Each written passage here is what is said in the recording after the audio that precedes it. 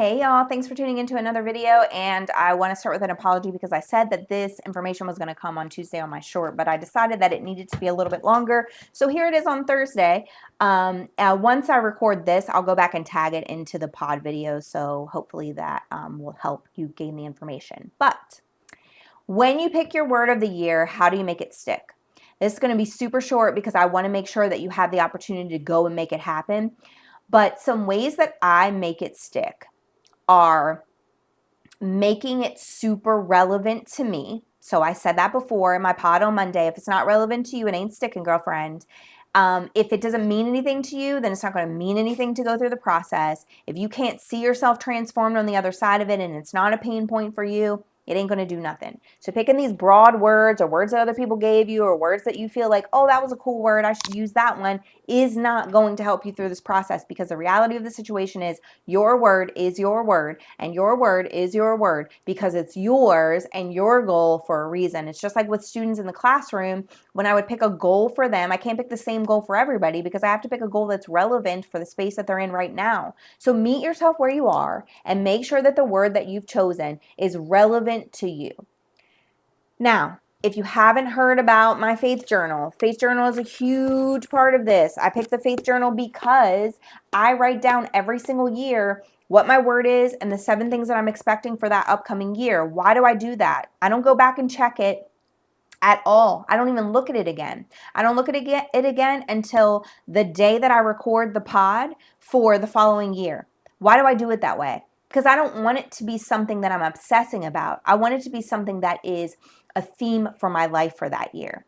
So I know what I'm expecting because I've sat with it for long enough to know that when that word landed on me, it is now something that is the opposite of a pain point, and that I have envisioned what I expect. And because of that, I know exactly what I'm thinking for freedom for this year. I know exactly what I'm going to be asking God for. And I know exactly what I'm going to be focused on in the world around me. So I don't need to refer back to it. I need to write it down so that I have record of how my life was changed over the year. And it's like getting it out onto paper is just helpful in that process of reviewing and reflecting.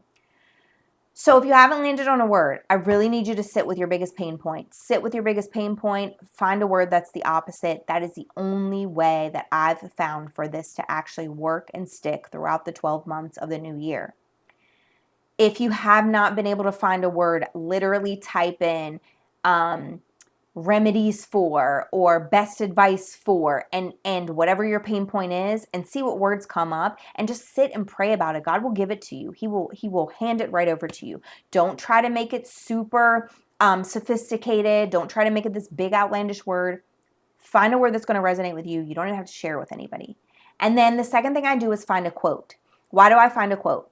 Because the quote is super helpful in me framing my brain around what is that thing that this looks like. Like, what do I need to put into my brain about this word? Because words can be relative, right? So like I picked the word abundance last year. That word was very monetarily driven and also like just having a life of more. And then what I realized in the first couple of days that it wasn't about more, it was about getting rid of the things that were in the spaces so that the abundant things in my life could actually rest there. And so you have to make it specific to your situation. And a lot of times quotes do that for me. It doesn't have to be that for you. It could be a song. I don't care what it is. But I take that quote and I have a felt board and I put that quote on the felt board, and that sits right by my dining room table. So that when we're eating dinner, when I'm cooking in the kitchen, I reread that quote over and over again. So that's the first thing. The second thing is another reminder is I put it on my closet door. So the word itself is just hanging on the outside of my closet door. Every time I go in to get dressed, I see the word. Just the word, nothing else but the word. That keeps me reflective and focused on the word. Like when I see freedom, how is freedom resonating with me this day, these last 24 hours?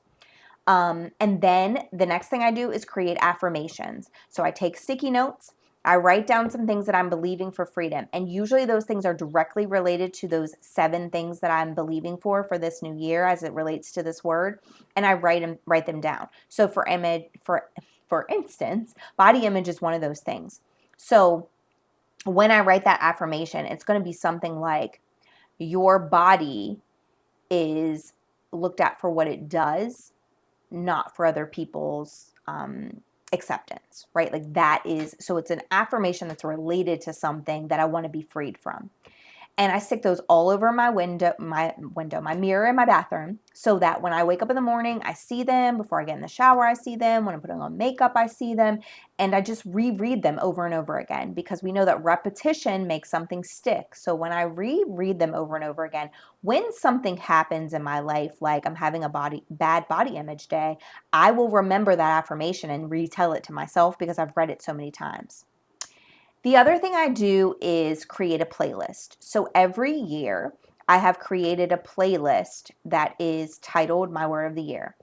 So I find words that make me think of that word. So this year's word is freedom. So I'm going to find a ton of songs. I think I said words, but songs that make me think of that word.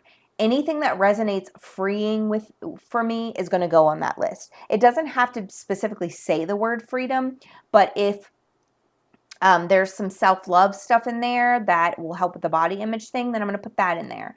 If there is some songs about, breaking free from feeling like you're in constraints, I'm going to put that on there. So whatever, if that song gives me the feeling of freedom, it's going to go on the playlist. That playlist, I add to it all year long, but I play it at least once a week just to get my brain working around what do I think freedom looks like and how are these words resonating with, or these songs resonating with that word. And then the last thing I do is check-ins. So I'll check in with myself, not looking at the journal. You can choose to look at the journal if you'd like. I don't want to keep myself attached to just what the journal says.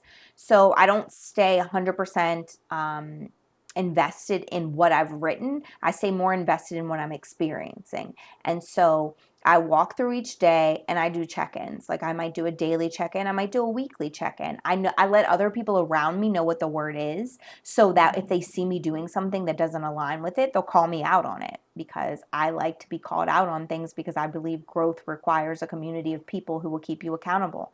And so the check-ins may be with other people, but like I've said before, this is a solitary thing. And so you have to do this alone and internally. It can't be something that other people give you advice on or help you with all the time, because then you're not going to really own it. And I do those check-ins and just ask myself, what are some things that you've continued to allow yourself to do that are not in alignment with this freedom journey that you're on? And whatever those things are, I really pay attention to them so that I can keep those top of mind. So if you're on a journey to picking your word of the year and you're worried about how to make it stick, or you need some help through this process, certainly reach out to me on socials. You can send me a DM and I will absolutely help you with that. If you're listening to this video and you have a word that you'd love to share with everybody, not so everybody can like take your word and use it for themselves, because we know that that doesn't work, but just to share the vision and put it somewhere, put your word below. We'd all love to hear what everyone else is hoping for 2025, but really, I want you to put it somewhere so that you have some record of where you plan to transform this year. I'll start it and put mine in the chat so we can have a flowing of those words. You guys, we don't deserve to live in a life of bondage. We don't deserve to live in a life where we're constantly worried about what the next person is going to do or going to say. We deserve to live in a life that is of freedom from that bondage, and in a space where we can truly and authentically become exactly who we're meant to be to live out this life. So I'm hoping that for you in 2025. I'm hoping that if you don't pick a word, you focus on some sort of transformation, because you deserve that from you. And I'm hoping that this year brings you so much peace, so much healing, so much growth, because we know that all of us deserve, a win. And I think those wins come in the area of transformation. If this message resonated with you and you want to share it with somebody, please like and subscribe to this channel and share it with other people that you know that this would help them break free from bondage. Also, go to my socials and follow me there so that you can get more information and more of my transformation to my journey of freedom this year in 2025. I appreciate you guys, and I'll see you next time.